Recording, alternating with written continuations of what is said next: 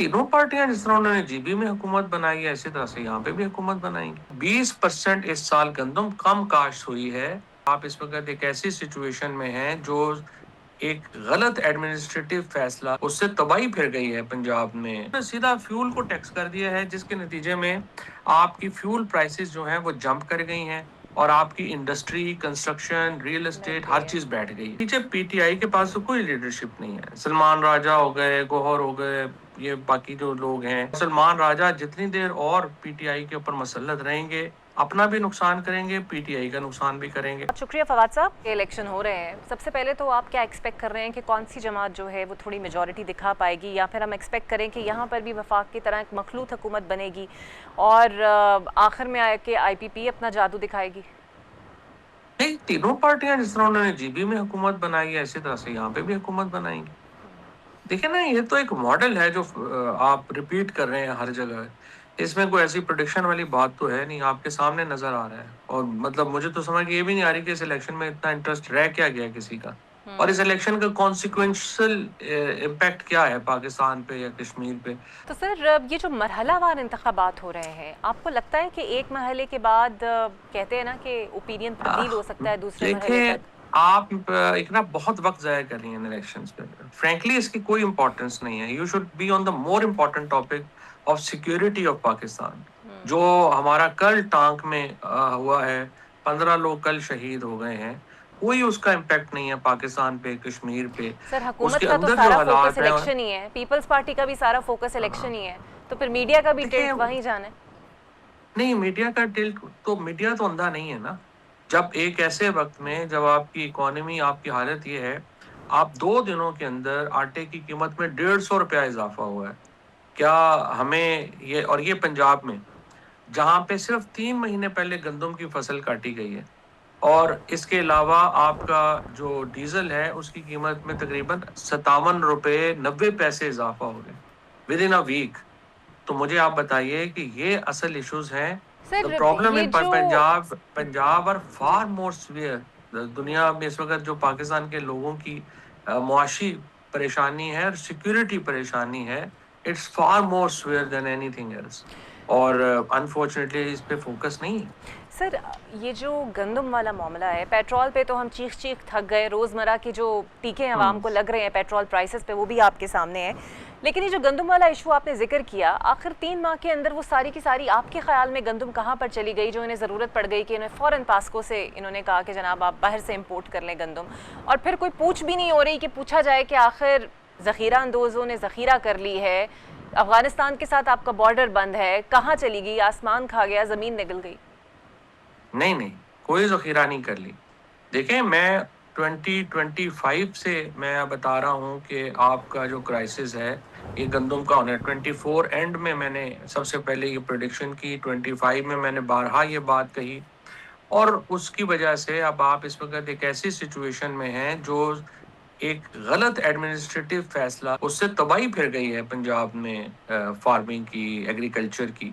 इन्होंने ये फैसला किया 24 में कि हम किसान से गंदम नहीं खरीदेंगे, लेकिन ये इसको डीरेगुलेट हम करेंगे।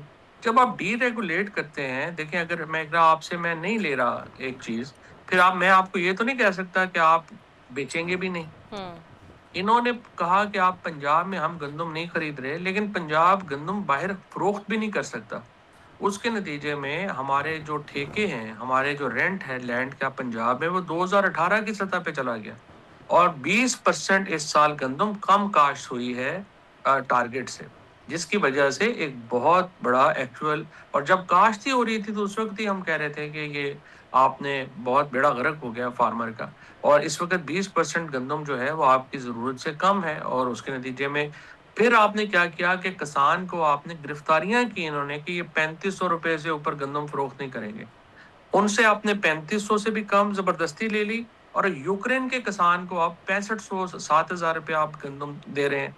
यानी अपने किसान की आपने जो है वो कमर तोड़ दी, और यूक्रेन के किसान को आप जो है वो खुशहाल कर रहे हैं। फवाद साहब, ये जो फ्यूल प्राइसेस वाला मामला है, हर रोज़ प्राइसेस बढ़ना, एक आम आदमी जो अपना बजट बनाता है, आप जानते हैं शायद मैं और आप ना बनाते हों, लेकिन एक आम आदमी हफ्ते की बुनियाद पर, महीने की बुनियाद पर अपना राशन लाता है, बजट बनाता है, پیسے رکھتا ہے کہ اتنے پیٹرول کے، لیکن جب اس کو پتہ ہی نہ ہو کہ ہر روز پیٹرول پرائسز میں اضافہ ہو رہا ہے تو ایک قیاس تو یہاں پر بھی ہے.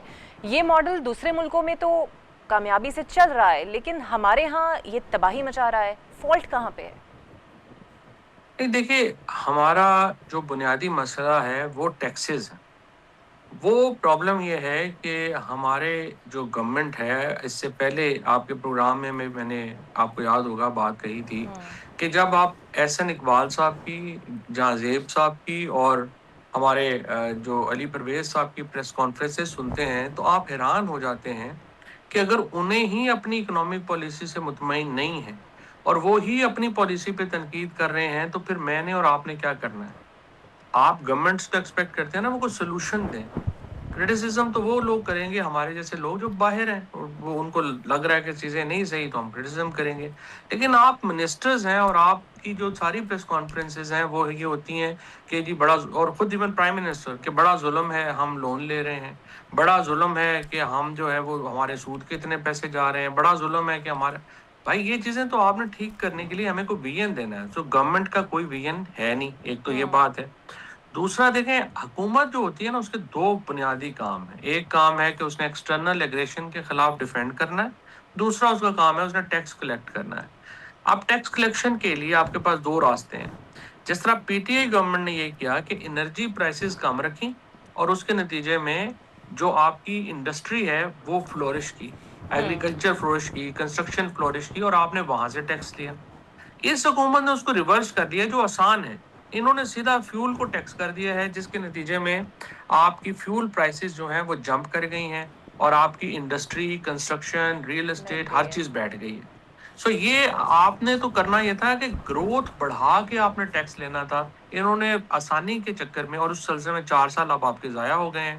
اب آپ کو کوئی سمجھ ہی نہیں آ رہی. اب سوائے پاکستان کے پاس اس بات کے کہ یہ جا کے چین سے اور سعودی عربیہ سے، امریکہ سے ریکویسٹ کریں کہ ہمارا جو قرضہ ہے اس کے اوپر موریٹوریم کیا جائے، اس کو ڈیلے کیا جائے، اس کے اوپر قسطیں کی جائیں سر 10 سال 4 کے سال لیے. گزر گئے، اب انہیں ریئلائز ہو گیا، اسی لیے تو حمزہ شہباز صاحب اب ایوان وزیر اعظم میں بیٹھیں گے تاکہ سب کام ذرا بہتر طریقے سے الیکشن کی تیاری ہو سکے. دیکھیں، حمزہ شہباز ظاہر ہے کہ انہوں نے اب اپنا، شہباز شریف صاحب نے ایک کچھ نہ کچھ اپنا جو ہے وہ تو رکھنا ہے، وہ تو انہوں نے کرنا ہے.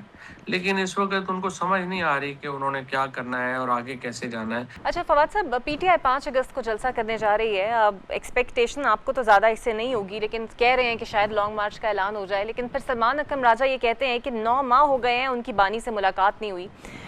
بطور سیکرٹری جنرل آپ کو لگتا ہے وہ اپنی مکمل سیاسی ناکامی کا اعتراف کر رہے ہیں؟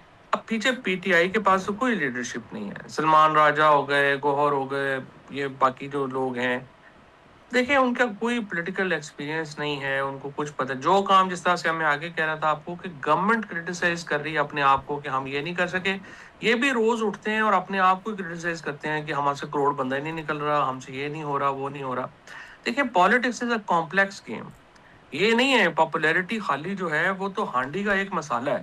آپ کو پوری اگر ہانڈی چاہیے تو پھر اس میں آپ کو سارے مسالے چاہیے. آپ کو اپنی اسٹیبلشمنٹ سے بھی سپیس بنانے کے لیے راستہ نکالنا ہے، آپ کو عوام کے ساتھ بھی ایک رابطہ رکھنا ہے، آپ کو فورن پاورز کے ساتھ بھی یہ ان کی کم از کم جو غلط فہمیاں ہیں وہ دور کرنی ہے. تو آپ نے اپنے ایک پورا جو ڈش بنانی ہے تو اس میں سارے مسالے چاہیے. موجودہ لیڈرشپ کے پاس تو دیکھیں یہ کیپیبلٹی نہیں ہے. اور سلمان راجہ جتنی دیر اور پی ٹی آئی کے اوپر مسلط رہیں گے، اپنا بھی نقصان کریں گے، پی ٹی آئی کا نقصان بھی کریں گے. اور بہتر تو یہی ہے کہ وہ 5 اگست کو اگر اور کوئی اعلان نہیں کر سکتے تو اپنے جانے کا اعلان کر دیں. اس سے پی ٹی آئی کو کچھ تھوڑا شاید آگے راستہ ملے. بہت شکریہ. فواد چودھری صاحب میرے ساتھ تھے.